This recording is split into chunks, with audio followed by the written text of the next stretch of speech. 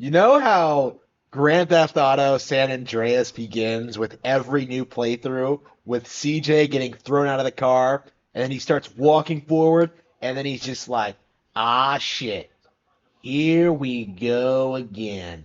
Right? It's a meme for a reason because we don't know anything about CJ's background. Right? We don't know what he was going through in Liberty City or what was going on before the game began, before he left San Andreas. But Los Santos, right? Before he left the Grove, but we have a pretty good idea. Even if you don't have an encyclopedic knowledge of the character or his background, the lore of Grand Theft Auto, you know, he's been in this situation before. And here I am doing the exact same thing, seeing Snoise for the first time in I think over 5 years, seriously trying to, actually 6 years, 6 years trying to seriously pretend that a Sony PlayStation exclusive can compete with a Nintendo one, right? I haven't seen like such a weird like AstroTurf shilling campaign since like God of War, since Horizon Zero Dawn, since like Knack. I would really put this recent happening up there with Knack because it really demonstrates the double standards with Snoise and how they act when something has the PlayStation logo slapped onto it, right? I am, of course, referring to Astro Bot, the 6 hour long 3D platformer from Sony that for some reason people want to pretend for like the first couple of days after release is better than Mario, right? If this sounds familiar, it should, because they do this every 10 years or so, where they put out some mid, like, platforming franchise, whether it's like Crash Bandicoot or Jack and Daxter or the original Knack, right? They put out some franchise from some developer and like they do this weird thing where they pretend this thing is bigger than Super Mario, right? A lot of Crash Bandicoot fans will try to tell you that Crash was bigger than Mario in the 90s. Well, if that was true, then where was the spin-off material, right? Where were the sequels? Even by the time the third game came out, people were getting kind of tired of it. And even when the first game came out, like it was really limited and unable to compete with what Nintendo was doing with Super Mario 64. Like Crash Bandicoot is so irrelevant that Sonic the Hedgehog is somehow a more viable video game mascot. Like, there's nothing interesting about Crash. The games aren't good. Like, the developers weren't talented. Like, Crash is trash, is what I've always said. But the narrative back then was always that Crash was some video game icon and was bigger than Mario, right? You can find interviews from the creators of Jack and Daxter, talking about why Super Mario Sunshine failed. Like, oh, it doesn't have a story. Nintendo is doomed. That was the big driving force for like 15 years. Like, Nintendo can't compete with stories. And that became played out so much that people began like attacking the story and attacking the creators because like they weren't making good video games, right? You were playing these mediocre like movies essentially, like with Uncharted and The Last of Us, and people began to prefer the gameplay focused Nintendo style, proving that Nintendo was 100% right in focusing on fun, compelling, unique experiences that you interact with, as opposed to like these linear movie games that Sony spent a ton of resources like promoting and hyping up and developing, right?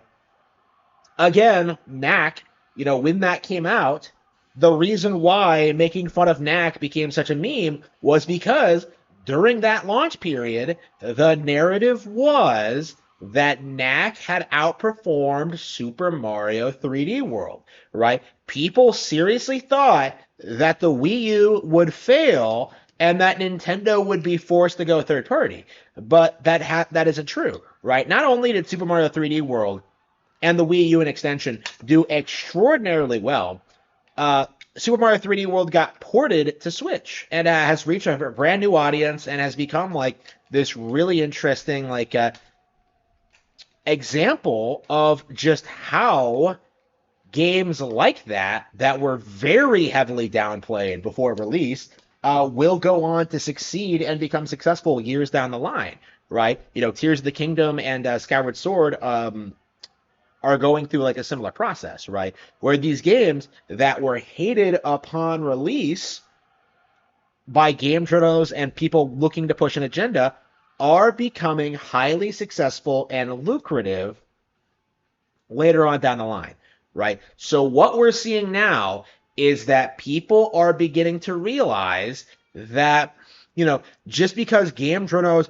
scream about how great Astro Bot is and how it's one of the greatest 3D platformers of all time, that doesn't make it true. Because I can tell you they did the same thing for Knack.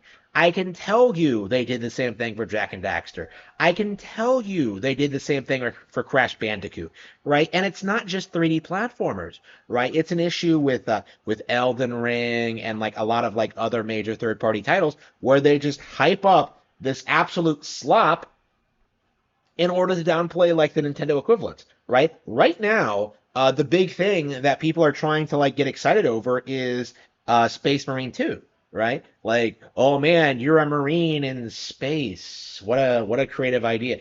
Like completely unoriginal, hackneyed, like boring, just derivative, uninspired slop, okay? Like before that, it was a Wukong. Like, ooh, but it's based on famous Chinese literature. Yeah, make something original, right? Like again, why can't you do that? Like it really just goes to show you just how creatively bankrupt the current gaming industry is, where they have to just rehash the same tired franchises over and over and over again rather than come up with something new. And Astrobot, I think, is a really good example of just how they don't really have any ideas. Because when you look at it, it's just a little robot going through like some platforming sections. There's no creativity there. There's no charm. There's no originality. There's no real content, right? It's not challenging or interesting. Like nothing about Astrobot is spectacular, but we're supposed to worship it purely because it has the PlayStation logo slapped onto it, right? Like this is game journos doing what they've always done and overhyping a mid product in order to push an agenda. In this case, trying to manufacture a viable competitor for Nintendo software, right? You know, it's interesting seeing something like Little Big Planet come out, be worshipped for its creative level editor, and then, you know, Mario Maker comes out, is infinitely better in every way, and yet somehow doesn't get anywhere near the same amount of attention and hype, even though there's just so much more going on organically with that level design system. You know, a way more robust like user base. People have a lot of experience making Mario. Like, there's just so much more you can do with Mario Maker than you can with Project Spark or any of these like other alternative things that people try to worship, right? That people try to hype up, right? Right? Nintendo is a Japanese company that just has dominated the competition so thoroughly that there really is no competition at all. Like when I look at something like Astrobot, I just think of just how many other better games are exactly like it on Nintendo hardware. And I also think about how the people who are worshiping Astrobot right now are the same people who have spent the past 25 years mocking Nintendo games for being kiddie. You know, mocking the idea of the 3D platformer, mocking the fans of the genre, mocking the Nintendo consoles uh, that that had the best examples of that genre, right? That, you know, these guys have like spent years trying to downplay games like Donkey Kong 64 and Banjo-Kazooie, right? Yeah, even now it's become kind of a meme. Like, oh well, Croc and the Legend of the Gabos outsold Banjo-Kazooie. Like people are just obsessed with Banjo-Kazooie, even though it didn't sell very well. Like it sold perfectly fine. People remember Banjo and not Croc because Banjo isn't a complete piece of shit put together by the scraps of a mid Nintendo team, right? Like, why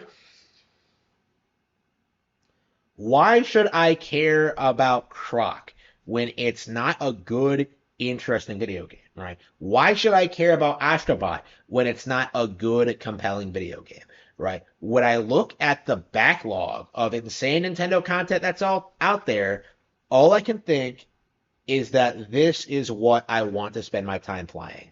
Not Jack and Daxter, not Knack, and certainly not Astrobot.